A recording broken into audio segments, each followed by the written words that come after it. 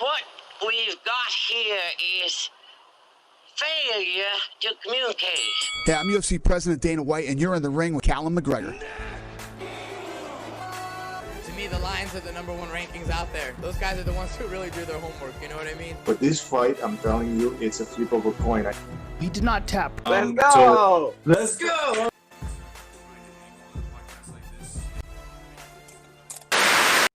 Donttapp podcast, UFC Fight Night Lewis versus Spivak is on the docket. Before we get into that, I think we should actually take a look back at the UFC fight card that passed, or the UFC pay-per-view that just passed. Although not a fully successful venture as far as picks, we weren't far off, man. And I think once you and I hashed it out, I think that we're going to realize that we weren't too far off on that card itself. I think we just outreached ourselves, as you were sort of saying in the chat. But let's get into that. Break down the first thing that hit, the over 1.5. Not the first thing that hit, but if we go down our picks from the top of the card down, we had the over 1.5. Talk about that one. Yeah, man, that's just kind of a spot that I feel like we got a good value on. I believe the line was what, minus 135 whenever we put it out. Yeah, so you talk about that one. Everybody expected that first round to be violent as it was, but like I kind of knew that Chandler was going to wrestle, and that would kind of be like what would be the common denominator in this fight, at least extending a little bit later than the first 7.5 minutes. Dustin ended up getting the sub in the third, but at the end of the day, it's a ticket that we cash. Yeah, and Dustin knows how to slip as well too. So he slipped some of those shots just enough, and was able to stretch that out over the 1.5. Then we had the Frankie Edgar under 2.5. I think this is perhaps one of our first missteps, and where I think that in what you were saying, we need to maybe isolate a fight. If you do an over-under on a fight combined with a win condition or a money line condition on a fight that you really feel solidly about, and if you go out on your shield one week, you go out on your shield one week. But I think if we do that more often than not, isolating a real good position, we will win. So Frankie Edgar under 2.5, him going out on his shield, a slow step, and coming in with the one stat that's huge. And I don't have the exact numbers, but retired fighters usually get finished inside the distance or finish inside the distance. So I think that we should have just been hammering that line. I think that, at least the KO or decision line would have been a good finish on that one. And I think that's where there was a misstep, but we can still celebrate the under 2.5 hitting. Solid play at plus 125. So our dog play was Julio Arce. I know I talked you over to my side. But the one thing on that, and I want to hear your side on this, actually, you take it away and then I'll follow up. Yeah, like in all fairness, it was still a good value play at the end of the day. Like to me, even losing money on a value play is still value, because Montel Jackson didn't look that great. Like he I was kind of shocked to hear the 30-27 scorecards. Yeah. I thought the fight was a lot closer than how they had judged it. And Jackson, yeah, like he landed the knockdown. I think that was a big factor in a lot of it. But I thought Arce looked good, man. He was fighting a much taller, rangier fighter. He was still getting in there. Although he's being pushed back, he was landing good, clean strikes pretty much the whole night too. So at the end of the day, that fight probably 5 out of 5 times goes one way or another. So yeah, I mean, remember I had said, and we had mentioned that if it goes under plus 170, you're going to start to lose the value on that. And I think that we hammered it at plus 175 initially. And then maybe put it out. I think we put it out at plus 170. So it's a play I'd play again. And it's a play if you play, I think, a lot, there's a good chance you're going to come out on the winning side. Here's where I think we went wrong. The two money lines, we had Gomez Suarez and we had Choi. And I think, if we went with one of those spots and sort of favored one or the other on a sharp sort of pick 'em play, I could handle it. But I think stretching ourselves out on what is 2 pick'em plays on a preferred or suggested play on money line isn't a play. I think we just sort of faded Trezano way too hard. And then, I think we just saw a little bit more out of Suarez. And I think she's going to be in those close fights all the time. Where is their power going to win her decision, or is she going to get a girl out of there? It's going to be that way a lot. You're going to see a lot of greasy split decisions with her if she can't figure out the grappling fully. So yeah, I think a big misstep there. Would you agree? yeah, I definitely agree. And like the thing with Choi too is on a fight card that was filled with like well-known, like well-represented fighters, I think the mistake that you and I find, and I feel like a lot of cabbers find, is we break down every single fight. So we're looking at like the third or fourth fight on the card. You're still very low on the totem pole on this one, right? So kind of placing them out there, like we don't know a lot about Choi. He's coming off a loss to Karalesis, and like with Trezano, man, the guy's doing nothing but making improvements. So I think that was just an overstep. With Gomez Juarez, it wasn't a bad bet. It was just you're pretty much a fade. And at the end of the day, I think I need to go back to my angle with women's MMA where I just bet overs or really greasy big underdogs. But for the most part, just overs. Yeah, man. I mean, and I think that the missteps on that really it just comes down to an ego thing. I think if we hit both those things, we look like fucking champs, and we don't need to have those plays all the time. Like when they present themselves, like even the under 2.5 was enough, man. The over 1.5, those were two sharp plays, and they landed. We didn't need to be. We could have thrown a chalk play out there to finish it off and call it a day. Yeah. So I think, yeah, just a big misstep there, and we'll right the ship on that. And then the last, I think that was all the plays that we had. So really, I mean, even if we leave one of those money lines off, it's actually a pretty successful campaign, and I'm okay with it. It was a 50-50 draw on it, and I'm okay with the picks that way. But because we went outstretch yourself on the money lines, I think that was the misstep. But let's try to right the ship this week and keep it nice and simple. We have UFC Fight Night, Lewis versus Spivak. So we will start off with the main event. We have Derek Lewis coming in at 26-10-0, Sergey Spivak 15-3-0. Right now, the current line is -175, slight favorite for Sergey Spivak, coming in against the underdog in Derek Lewis, who is now sitting at +150. We know what the issue is going to be. We have a wrestler with some striking against a guy who has a big hand. We've shown some wrinkles of wrestling, but more just that big hand in Derek Lewis. What's your thoughts on this? The main event, we have number 8 ranked heavyweight against number 12, +150 against -175. Take it away, Spivak Lewis. Yeah, man, I like Spivak a lot in the spot, to be honest. Like, Spivak has a wrestling advantage. He's been showing it as of late. And to be honest, as much as I'm a big Derek Lewis fan, as much as everybody else is, it's just kind of coming to that point where I feel like he's kind of here for a paycheck. And the thing is, like, he's going to be live, right? Like, and we all know that he has a potential to KO Sergey. He's been KO'd in the past. But, like, I feel like this fight hits the ground in the first 30 seconds. Like, I don't think Spivak's going to put any sort of entertainment into trying to strike with him. I think a good play in this fight, man, is the under 1.5 because, like, it's -120. I think there's still a lot of value there. I was just looking for it. So good. Yeah, and, like, I think that, like, this fight's probably going to end in the first round. Lewis has nothing off his back. And if it does stay standing, we saw in his last fight with Pavlovich where he's just throws wild at that point, right? So this fight probably ends in the first round. Don't get caught in a trap here because a lot of people I know are just going to bet violence whenever it comes to Sergey. We know this fight isn't going 5 rounds. Take the KO submission prop. Like, don't just get greasy and go for a KO because it's +140. There's a good chance that if Derek Lewis gives up his back, Sergey has a lot of submissions as well, and there's a good chance he could probably go for like a sub. I know a lot of people got burned on the Weili Zhang fight, so don't find yourself in that position. Yeah, I still don't mind. I mean, the line may flip flop a little bit, but at -200, maybe a little bit lighter than that, but -200 at money line. And then if you look at the under, this is one of those fights that you could potentially, isolate that way. And then I do like the KO and submission as well too. Most of the props are out now already for this fight. So Sergey Spivak is what'd you say the KO and submission is -135? Yeah, it's not too bad. I sort of like that line.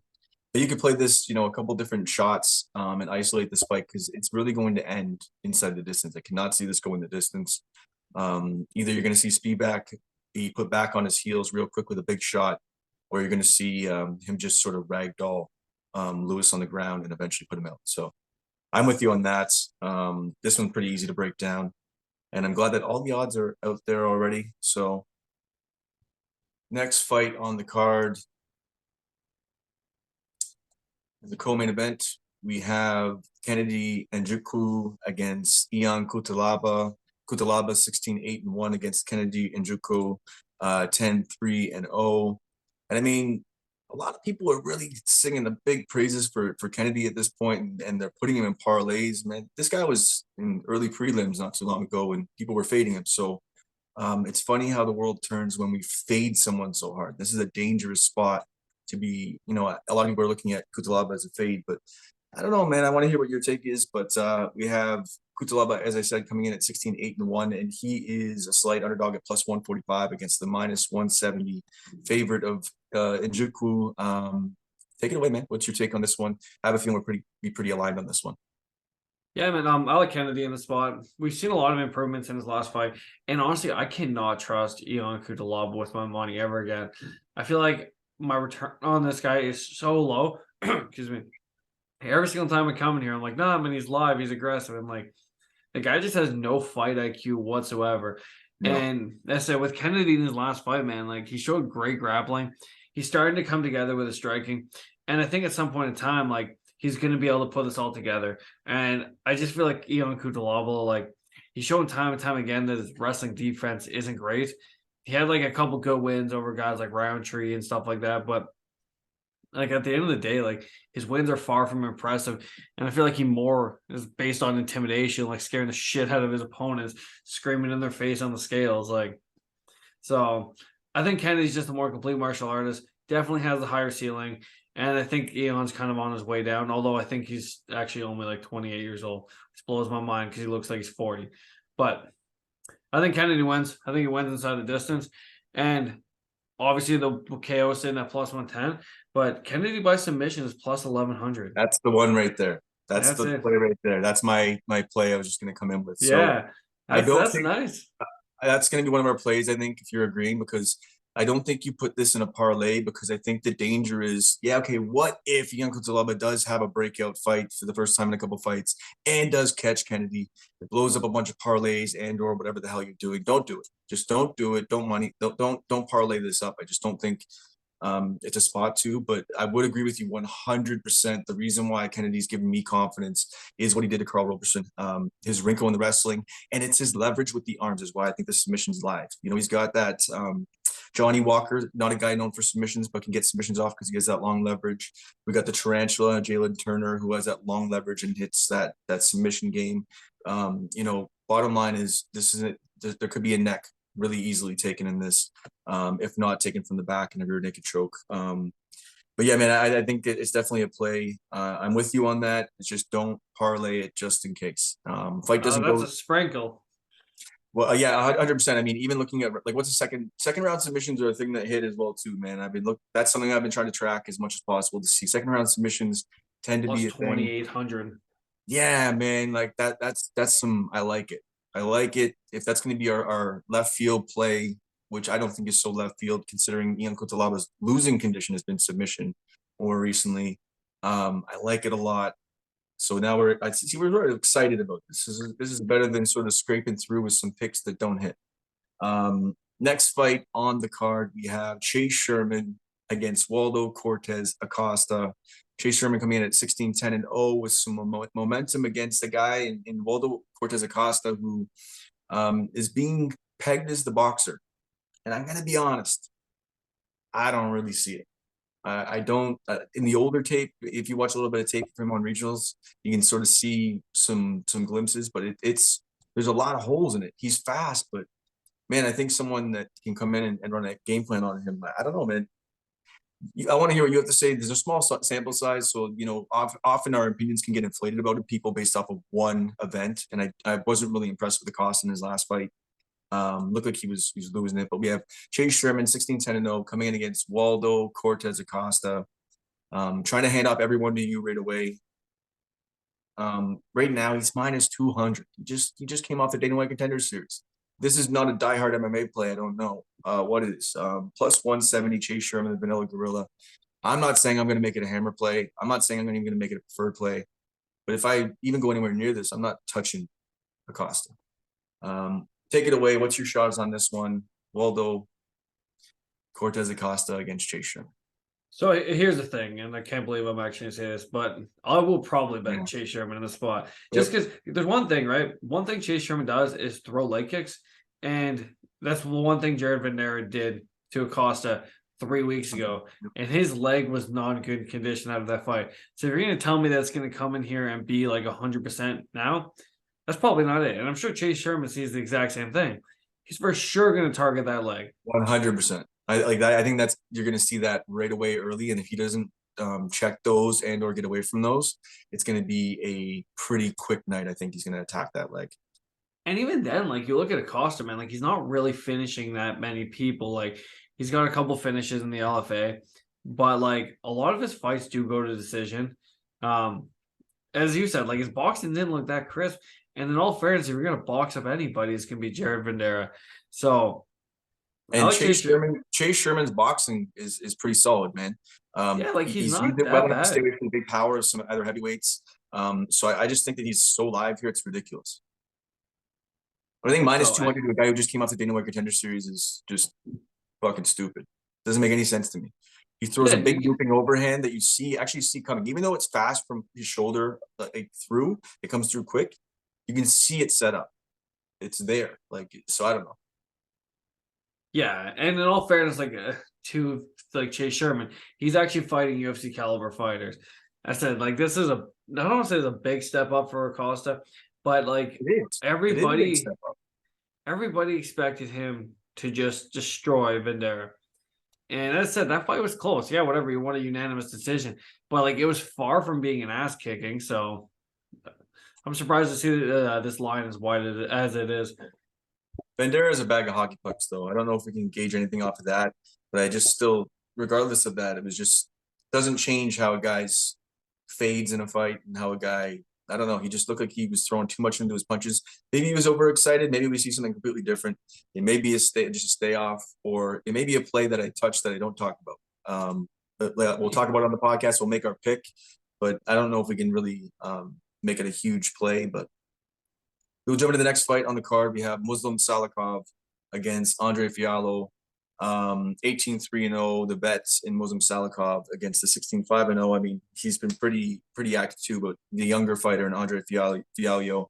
Right now, let's see what this line is currently sitting at. We know what Fialho is going to bring. He's going to bring power. He got some nice striking. It's just he throws so much into his shots. Does he last? Right now, it's almost a pick 'em. We got a plus 110 dog, and it's very, very slight dog in Fialho. I think money's been coming in on Fialho against Muslim Salikov. Actually, I don't know what this line opened up as. Shouldn't speak out of my ass. Fialho was I think it was a plus 125. Yeah, this is a really hard one, but at the same time, maybe don't make it so complicated. I'll leave it in your hands first, and I'll take it away. But I think Salikov may be an edge for me in this one, but the power of Fialho obviously is there. So, what do you take in this fight? The plus 110 near even in Fialho against Salikov. Yeah, so this fight's going to be definitely a harder one to break down. With Salikov, my biggest concerns with him is he's super low volume and his fight IQ is dog shit. If I were him, like, looking at this fight, right, he does have a wrestling advantage. He does have submissions on his record. And I think he shoots. If he doesn't shoot, though, I feel like he's going to get KO'd. Because if we saw anything with the Li Zhiliang fight, is Muslim Salikov does not like being pressured. And whenever he does get pressured, he has that hands low Kung Fu stance. And he really kind of leaves openings for people to be able to capitalize on them. And with Fialho, he's just going to run at him because it's literally what he does. Like, it's chin up in the air and I'm trying to knock you out or get knocked out. That's essentially how he fights.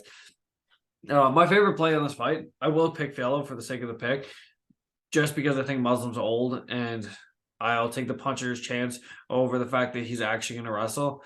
But I like the fight to start round 3, on DraftKings at minus 105. I think it's a good play. I like the fight doesn't start round 2 at plus 240, but that's getting a little bit degenerate and getting a little greasy. I think that round 3 one, man. I think that's a good play. Yeah, like, you're getting even money on it pretty much. And I mean, here's the thing: if Fialho starts to gas, he'll start to fade hard at the end of the second round, and that's where Salikov can get him out. And I mean, he could destroy Salikov anytime in those 2 rounds as well too. I'm just worried about like picking Fialho, and then at the end of the fight, you're like, fuck, you're like Salikov the vet. sort of stayed out of the way. I mean, I don't know if he's gonna be able to show enough lateral movement to be able to stay away from the punches of him. And he does sort of, as soon as he does get pressured, he does sort of buckle out of game plan. But yeah, this is a little bit of a stay off for me, just because of that power. But I mean, maybe even look at a live bet situation. I don't know how that could play out as well too. With Salikov, low volume, you can sort of maybe lull Fialho into his kind of fight. I don't know, but we shall see. Maybe the same way Tercios got lulled into whatever the fuck he did in his last fight. But yeah, man, I sort of like your breakdown on it. I get it with the puncher's chance of Fialho. I don't want to just jump off the Fialho train, but he does sort of his cardio does sort of hit a wall really hard, because he does throw so much into his shots, right? He can still stay in there, but he's just not effective.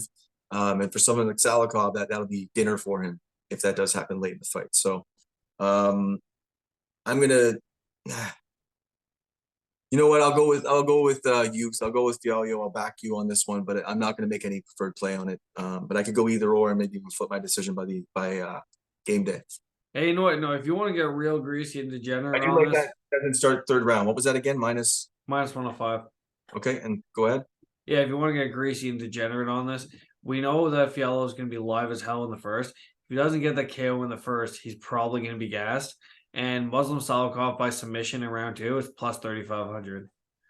So I'm just saying, if you want to get degenerate with me. What was his last submission? What's that? When was his last submission? Oh, it's probably been some time.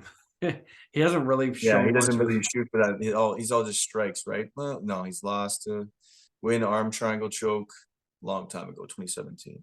Yeah, but I mean, sometimes you're on the whole Poirier thing right there, right? Sometimes that submission does sort of present itself. I mean, obviously not quite Poirier's situation because Poirier is a black belt, but yeah, I mean, that could be a potential. But I mean, even just calling the round. What's Salikov's second round?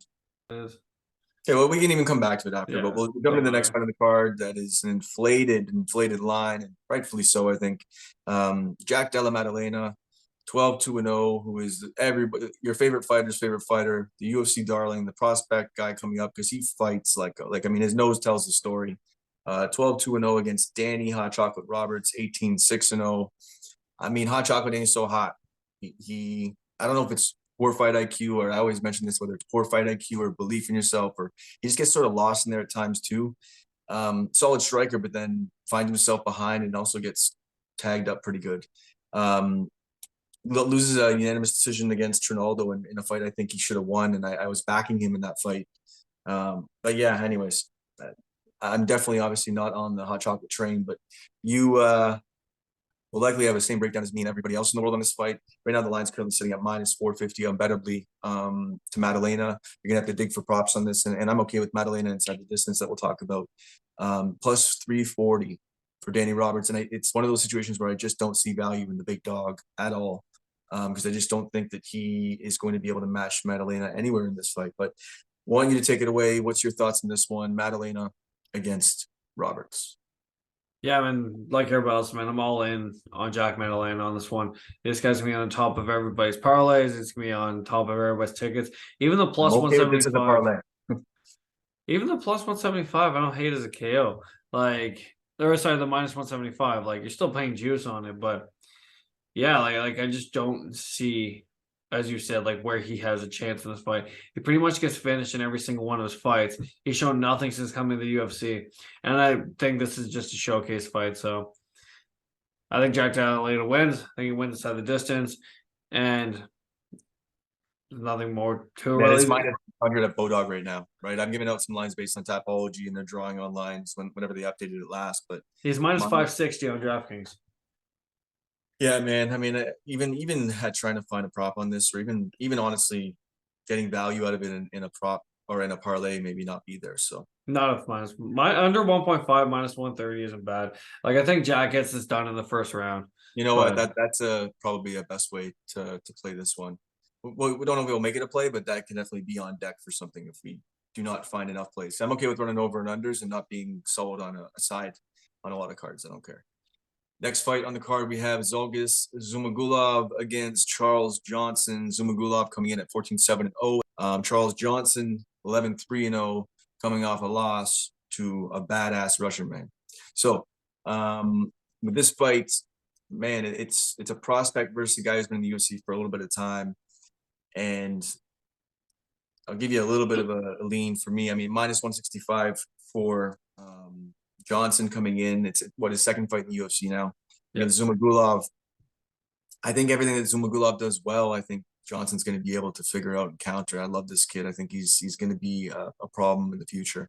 But what's your thoughts on this one? Take it away. We got the slight favorite in Johnson, and Zumagulov, who he is a little bit of the vet, but what's your take? I slightly lean Zumagulov, but it's just very slight. It's just, I think with Johnson, man, like he really needs to come in and show up in this fight because Zumagulov needs this win, and he's going to be stuck to this guy like glue, man. And he's going to be going for takedowns the whole time. And Charles Johnson, although he looked half decent against Makayev, let's be real, our boy Malcolm Gordon looked better than Charles Johnson did against Makayev. Makayev picked Charles Johnson up and threw him around the cage at will. And Zumagulov, like his wrestling is on point, and this might be the fighter where he can actually do it too. So I'll take him more just a value, but a plus 140, I don't hate it. The over 2.5 is minus 235. I like that as well. It's a little chalk, but I don't see a finish at all in this fight from either guy. Yeah, I mean, I get what you're saying about Johnson, and I just think that where Zumagulov, he is going to be a little bit desperate. I think Johnson's boxing is just going to be there to do what he needs to do, and he's going to be able to scramble enough to keep it on the feet. And I just like Johnson on the side. Am I going to make it an official play? Probably not. I'm not that confident in it because I could be totally, Johnson can get totally starched in this and owned. But I will stay away from this one, Johnson and Zumagulov. And we will jump into the next fight on the card. Jennifer Maia, 19-9-1 against Marina Moroz, 11-3-0. Definitely a couple interesting spots in women's MMA on this card. We have Marina Moroz coming in as a slight favorite at minus 175 against the dog in Maia at plus 150. Maia, obviously the vet, but Moroz has had a decent amount of fights in the UFC now and sort of has momentum. What is your take on this one? Take it away. I'm pretty much one-sided on this, but we'll see if you land where I'm thinking. What's your take on this one? Yeah, so at first glance, I was like, oh, Jennifer Maia plus 160. This is the line I'm going to take. But like every single time I go back and try and watch tape on Jennifer Maia, I come to the conclusion that she doesn't shoot takedowns on her own and that they're generally presented by somebody like slipping or her capitalizing on it. I mean, Marina Moroz is a lot bigger than her. She's going to have a height and reach advantage. And honestly, I just think she's going to box her out from the outside. I don't really have much stock in Jennifer Maia. I don't think she's that good. I wouldn't lay the minus 190 on Marina Moroz for sure, because if Jennifer Maia decides that she can wrestle in this fight, she probably will be able to take Moroz down, and that's going to make it a lot greasier whenever it comes to the judges' scorecards. But I lay Moroz in this fight. I think the line's pretty wide for this type of fight. Yeah, so the line's even inflated a little bit more. And just correct me as we go, because I mean it's still sitting around. Like I said minus 175. It's jumped up to minus 190. I imagine it's at 200 as well too. But yeah, I'm definitely on the Moroz side of this. I think that the boxing is going to be a huge difference. I think that the grappling she showed, I guess against Sagapova, who's sort of a flop at this point. Sorry, John. But yeah, I think that she showed enough in the grappling game that she can at least use that in this game to keep it on the feet. If she wants to, and even if still maybe even get her out of there.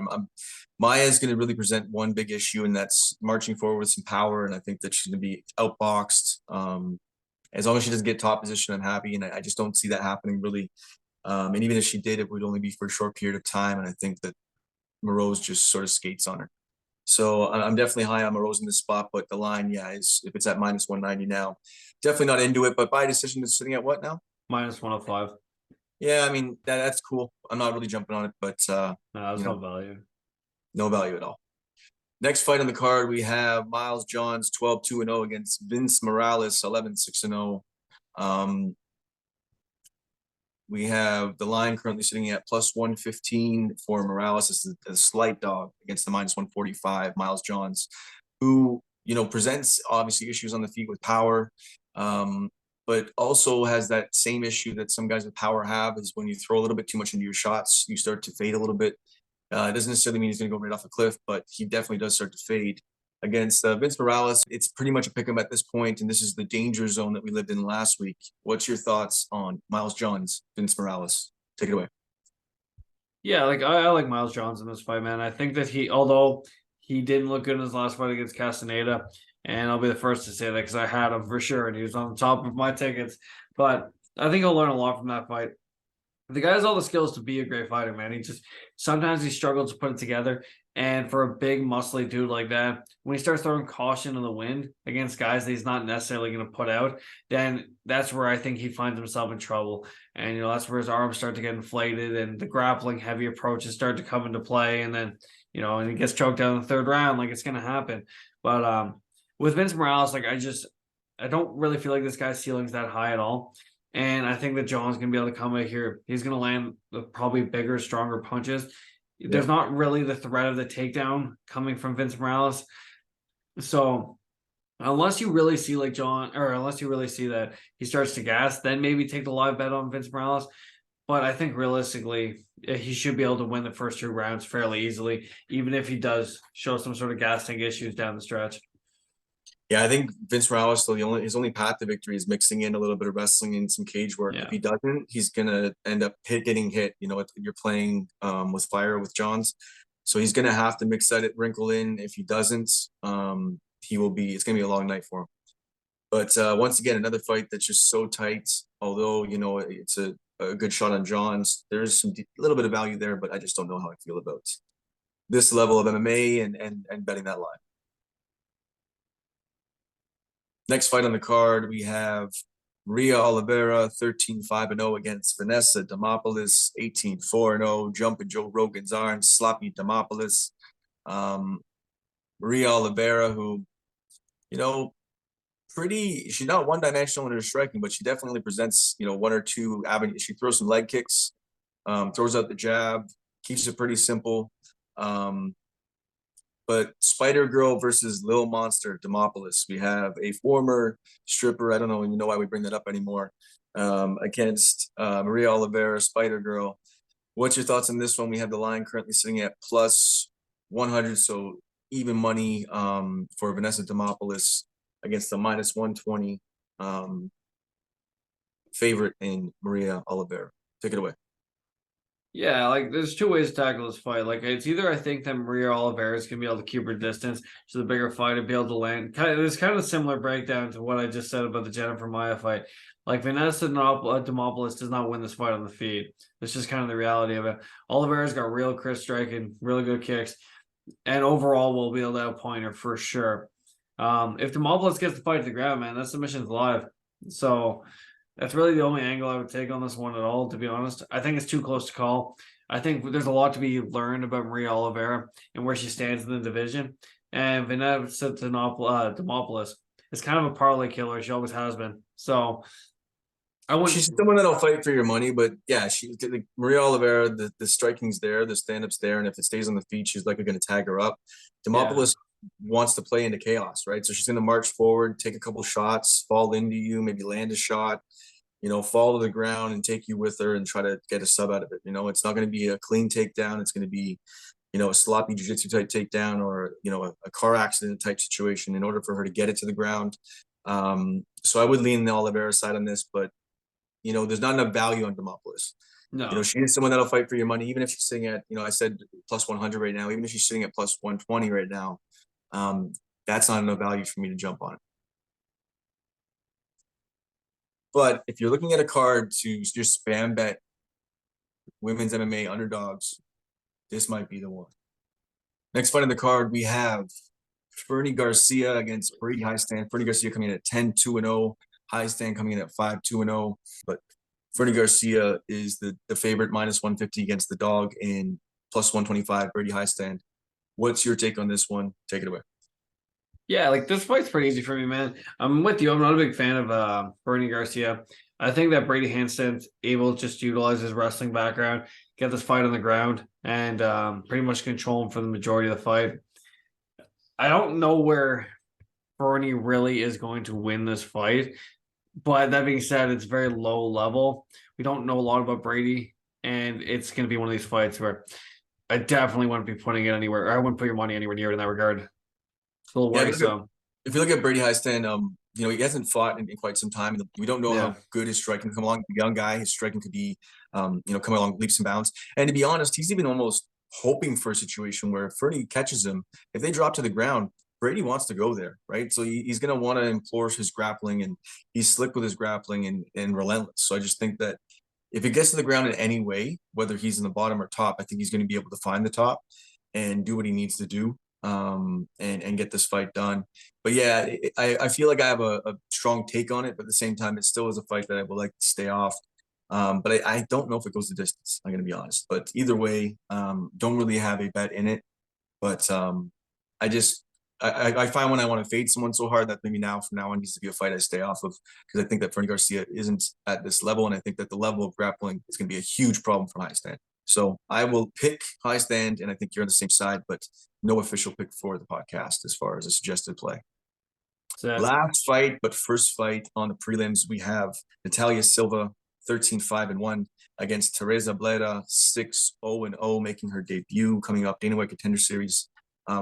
Right now, the line is currently sitting at plus 150 dog for Bleda, which is probably now what, in your book, plus 170? Or is the line money coming in on her?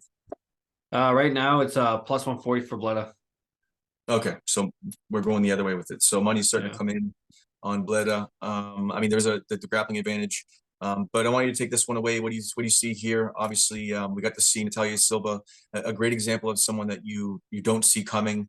You watch tape on her, and she's got the grappling, like she's solid in a grappling game. But then she comes out and presents huge issues for Jasmine Jasudavicius, and solid footwork, and comes back and wins that fight and looked really solid in her footwork, man. But what's your take on this one? We have Silva against Bleda. Yeah, I like Silva a lot, man. I think, as you said, we saw a big improvement. Not big improvements, but we saw a lot from her in that Jasmine fight. She was a huge underdog. I think she's plus 300 or something coming in that fight. And she came in and just did what she had to do. I don't know too much about Bleda. I watched some tape on her. Seems like her grappling's okay, her striking's okay. Once again, they're fighting super low level competition, so it's really hard to say what she's going to look like whenever she gets in there. I don't really understand why money's coming in on her. I thought the line was fairly accurate, but women's MMA people probably dumping money on the dog. The one thing with that Silva, I think, is going to present a problem, and it was a problem for Jasudavicius, because Jasudavicius' grappling and her wrestling game is solid. Anybody can try to poke holes and say that in a striking game where she gets caught sometimes, but she just couldn't find her. And it was the footwork issue, right? It was the Silva's footwork that was just making it a huge issue for Jasmine to make adjustments on the fly that she didn't even see it coming, right? So I think it's going to be another issue for Bleda as well too. But she does have some tape to see Silva's improvements now, right? So It's true. it is a definite stay off. It's the first fight of the night. So that is essentially all of the fights on the card. Later this week, I'm going to be chopping it up with Josh Hill to go over a Bellator parlay. It's going to be a quick hit. He's just going to come through with a Bellator parlay and pick that for the weekend.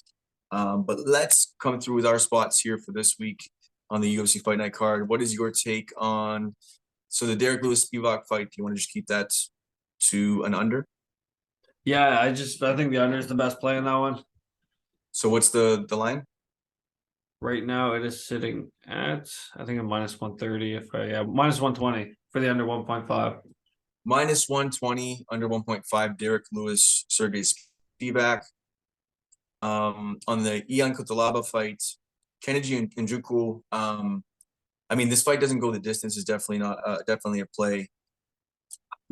I wouldn't parlay Kennedy, but at the same time, look at the submission prop. So what's the submission currently sitting at? Plus 1100, you said? Yeah, plus 1100. I like it, man. If it's if he wins by KO, he does. But I just think it's a definite shot. So Kennedy by submission, and then Kennedy by submission second round would be my play if you don't want to have anything to do with it. But Kennedy by second round submission is what? Plus 2800. Plus 2800. Okay.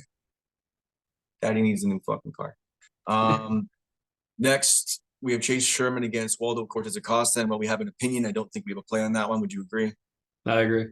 Muslim Salikov and Andre Fialho. No, Jack Della Maddalena. There's no money in that. No value there, right?